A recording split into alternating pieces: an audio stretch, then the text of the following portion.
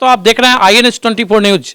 अभी मोतिहारी शहर नगर निगम के चुनाव को लेकर बड़ी गर्मी महसूस कर रही है। हर तरफ जो है नगर निगम के चुनाव की चर्चाएं हो रही हैं। प्रत्येक लोग कैसा इस क्षेत्र में मेयर हो, उपमेयर हो, इसकी चर्चाएं कर रहे हैं। क्योंकि इस शहर का एक ऐतिहासिक कहानी है, एक ऐतिहासिक भूमि है, एक पौराणिक भूमि है। और ऐसे भूमि का विकास कैसे हो और कैसे व्यक्तित्व को चुनकर लाया जाए, इस पर लोग विचार विमर्श कर रहे हैं। इसी संदर्भ में आज हम इस शहर के एक प्रसिद्ध व्यक्ति, रेड क्रॉस सोसाइटी के अध्यक्ष इंजीनियर विभूति नारायण सिंह के समक्ष उनके घर पर मौजूद हैं। आइए इनके विचारों को हम जानते हैं कि कैसे व्यक्तित्व को चुनकर मेयर और उप मेयर के पद पर आना चाहिए। बहुत बहुत स्वागत है सर आपका हमारे तमाम दर्शकों की तरफ से। धन्यवाद।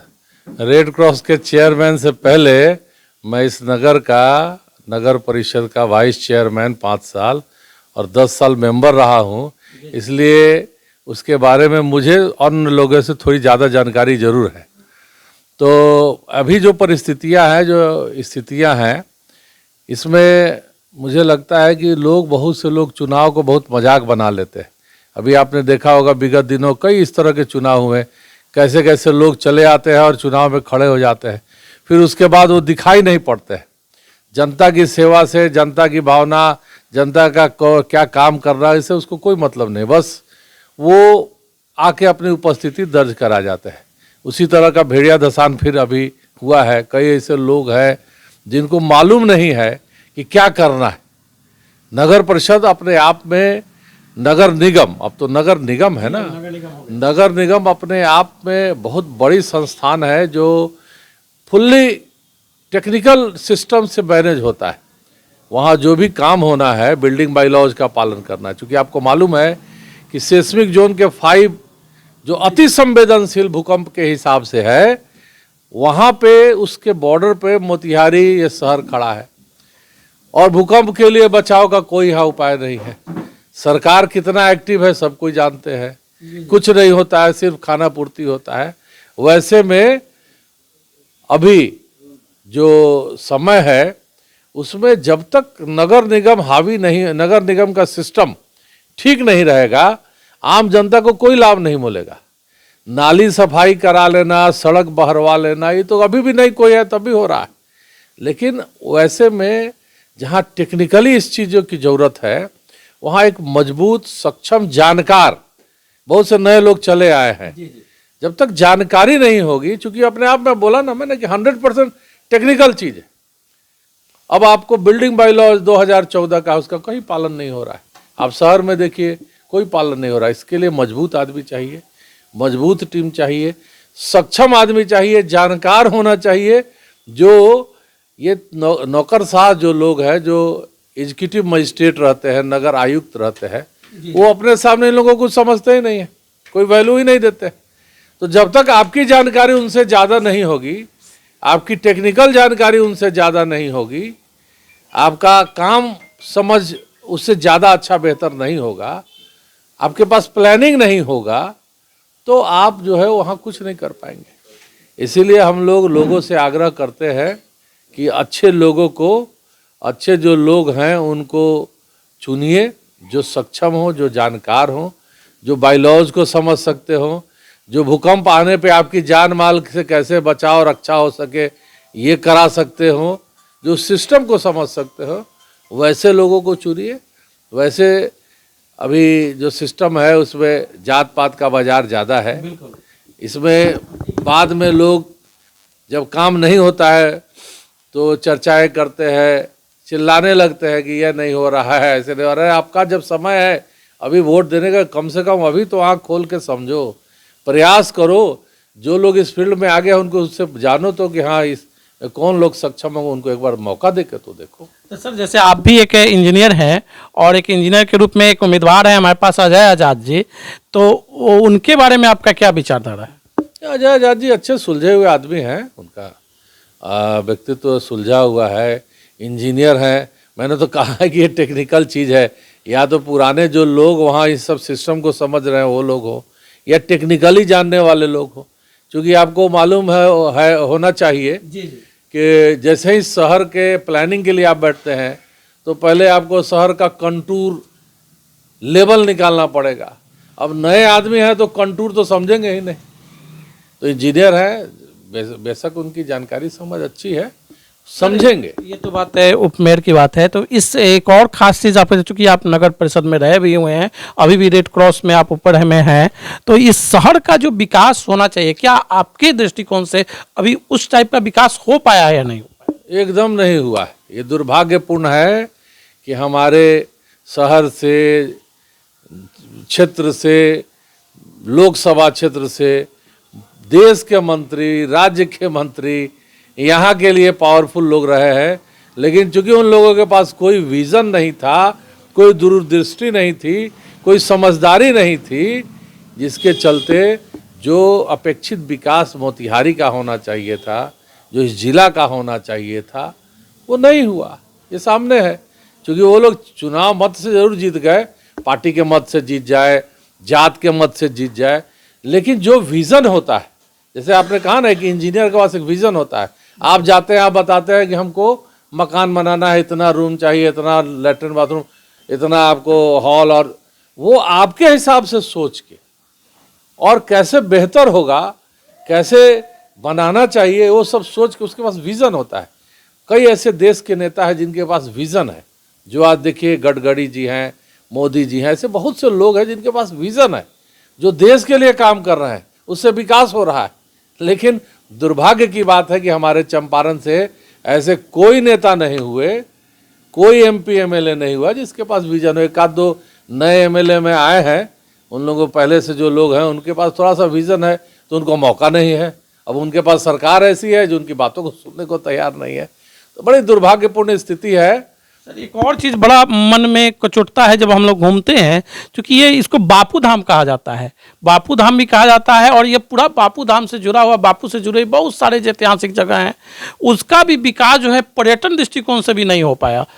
देखिए ये तो आपको जैसे बताया कि ये जो आप इसका विकास कभी भी, या बापू की धरती हो, बापू तो बाद में ना है, उससे पहले तो ये वाल्मीकि की धरती है, लौह कुश की धरती है, सीता की शरण स्थली है, बुद्ध का निवारण स्थान है, बापू तो बाद में आए। उन सब के हिसाब से ऐसे भी जंगल है, पहाड़ है, झरना है, सब चीज़ है। दोनों जिला को मिला दिया जाए, जो पुराना चंपारण, तो सब चीज़ है। लेकिन जब तक आपके अंदर एक मजबूत इच्छा शक्ति नहीं रहेगी, जब तक आपके राजनीतिज्ञों के पास, नेताओं के पास, एमएलए एमपी के पास जब तक एक मजबूत इच्छा शक्ति नहीं रहेगी, तब तक कोई विकास नहीं हो सकता है। आप देखिए बहुत से देशों का उत्थान जो हुआ है, एक लीडर अपने मजबूत इच्छा शक्ति से आज सिंगापुर का जो है ऐसा विकास किया, जिसको इतना प्रचंड बहुमत नहीं था जितना कि यहाँ के हमारे राज्य के नेताओं को मिलता रहा है, और ये जाके अब वहाँ इलाज करा रहे। छोटा सा देश, आपके एक जिला के बराबर भी नहीं।